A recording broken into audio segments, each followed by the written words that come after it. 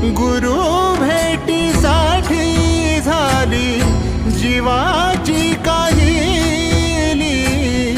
भक्त तुझा गुरुदेवा पुरता अटला, भेटला विठ्ठल